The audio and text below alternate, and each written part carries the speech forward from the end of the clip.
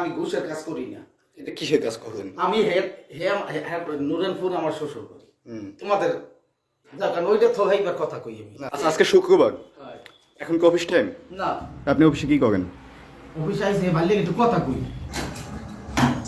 দেন দেন দেন দেন দেন একটা রাখছি আমি, কিন্তু এইটা আমের লগে খালি আমি করতেছি। এইটা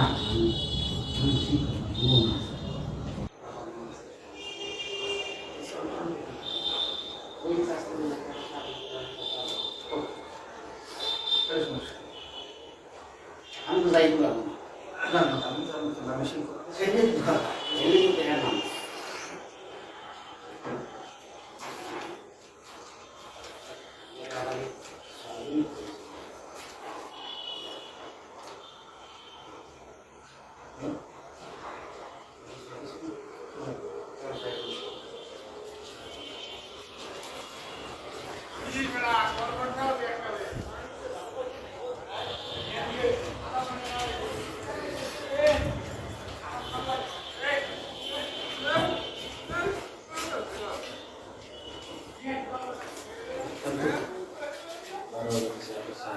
কি খবর?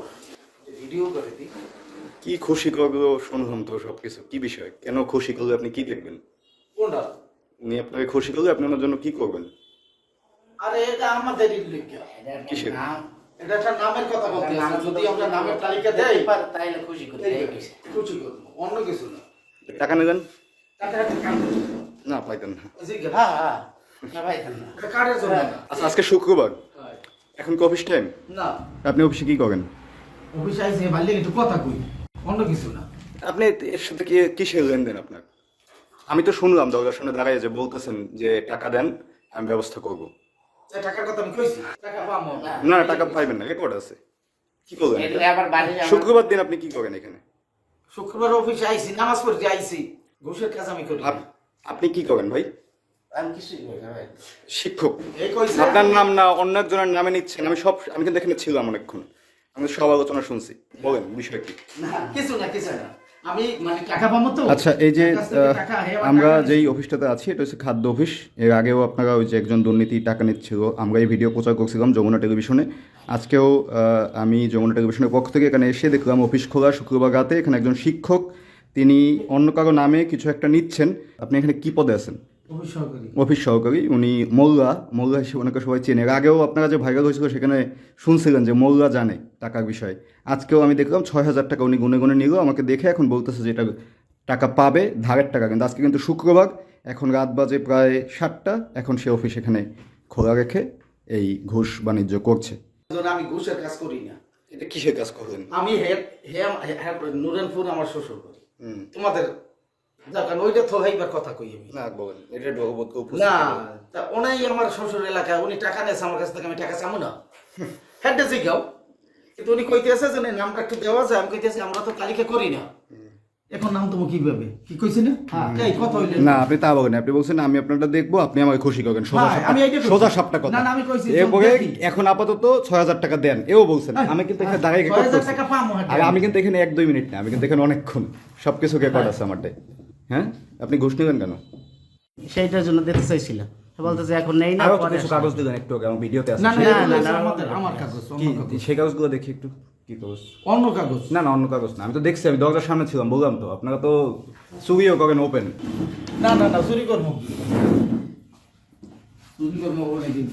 যে উনি একজন শিক্ষক, যতদূর আমি শুনতে পেয়েছি প্রথমে এসে।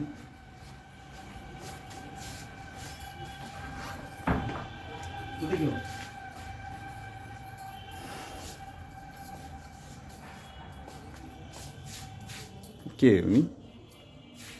সেই খুব মাস্টার। বলেন বিষয় কি? না, কিছু না কিছু না। আমি মানে টাকা পাবো তো। আচ্ছা, এই যে আমার কাছ থেকে টাকা, হে আমার আমরা টাকা নিছে। যেই অফিসটাতে আছি এটা হচ্ছে খাদ্য অফিস। এর আগেও আপনারা ওই যে একজন দুর্নীতি টাকা নিচ্ছিল, আমরা এই ভিডিও প্রচার করছিলাম যমুনা টেলিভিশনে। আজকেও আমি যমুনা টেলিভিশনের পক্ষ থেকে এখানে এসে দেখলাম অফিস খোলা শুক্রবার রাতে। এখানে একজন শিক্ষক, তিনি অন্য কারো নামে কিছু একটা নিচ্ছেন। আপনি এখানে কি পদে আছেন? অফিস সহকারী। অফিস সহকারী। উনি মোল্লা হিসেবে ওনাকে সবাই চেনে। এর আগেও আপনারা যে ভাইরাল হয়েছিল সেখানে শুনছিলেন যে মোল্লা জানে টাকার বিষয়ে। আজকেও আমি দেখলাম 6,000 টাকা উনি গুনে গুনে নিল। আমাকে দেখে এখন বলতেছে যে এটা টাকা পাবে, ধারের টাকা। কিন্তু আজকে কিন্তু শুক্রবার, এখন রাত বাজে প্রায় 7টা। এখন সে অফিস এখানে খোলা রেখে এই ঘুষ বাণিজ্য করছে। ধরুন আমি ঘুষের কাজ করি না, এটা কিসের কাজ করেন? আমি নুরানপুর আমার শ্বশুর করি। তোমাদের কারণ ওইটা তো হইবার কথা কই আমি। ধরুন আমি ঘুষের কাজ করি না, এটা কিসের কাজ করেন? আমি নুরানপুর আমার শ্বশুর করি। তোমাদের কারণ ওইটা তো হইবার কথা কই আমি। আচ্ছা, আজকে শুক্রবার, এখন কি অফিস টাইম? না, আপনি অফিসে কি করেন? অফিসে আইসে ভালো একটু কথা কই। দর্শক, আমরা এই মুহূর্তে আছি পটুয়াখালীর বাউফল উপজেলার খাদ্য নিয়ন্ত্রকের কার্যালয়ে। এই খাদ্য নিয়ন্ত্রকের কার্যালয় যেন অনিয়মের আঁকড়াখানা, কিন্তু এখানে অফিসের সামনে প্রতিটি জায়গায় ঠিকই লেখা আছে আমি এবং আমার অফিস দুর্নীতিমুক্ত। কিন্তু কতটা দুর্নীতিমুক্ত তা আমরা দেখতে পেয়েছি এবং আপনাদেরকেও বলতে চাচ্ছি। গতকাল ছিল শুক্রবার, সরকারি ছুটির দিন, কিন্তু গতকাল রাতে ঠিক 7টার সময় এখানে আসলে অফিস খোলা রেখে এখানকার যে অফিস সহায়ক আছেন জামাল হোসেন, তিনি একজন শিক্ষককে বেনামে ফেয়ার কার্ডের ডিলারশিপ পাইয়ে দেওয়ার জন্য ঘুষ নিচ্ছিলেন, যার সম্পূর্ণ চিত্র এবং কথোপকথন ধরা পড়েছে আমাদের যমুনার ক্যামেরায়। এর আগে ঠিক জুন মাসে এখানের যে উপখাদ্য পরিদর্শক ছিলেন রফিকুল ইসলাম, তিনি প্রকাশ্যে ঘুষ নিয়েছিলেন। সেই সংক্রান্ত ভিডিও যমুনা টেলিভিশন সহ বিভিন্ন গণমাধ্যমে প্রচার হলে তৎকালীন সময়ে তিনি সাংবাদিকদের প্রশ্নের জবাবে বলেছিলেন 2-1 পয়সা না দিলে সরকারি অফিস চলে। এর ঠিক কিছুদিন পরে আমরা দেখলাম তাকে একটা লঘু শাস্তি দিয়ে বদলি করা হয়েছে পার্শ্ববর্তী গলাচিপা উপজেলায়। আমরা গতকালকে রাতের যে ঘুষের বিষয়টা, অফিস সহায়কের সরকারি ছুটির দিনে অফিস খোলা রেখে ঘুষ গ্রহণের বিষয়ে আমরা যোগাযোগ করেছিলাম এই উপজেলা খাদ্য নিয়ন্ত্রক কমল গোপাল দের সাথে। তিনি মুঠোফোনে আমাদেরকে জানিয়েছেন তিনি ভোলায় আছেন এবং এই বর্তমান সময়ে ফেয়ার কার্ড বিতরণের কোনো কার্যক্রম চলছে না, আগামী মার্চে এই তালিকা হবে।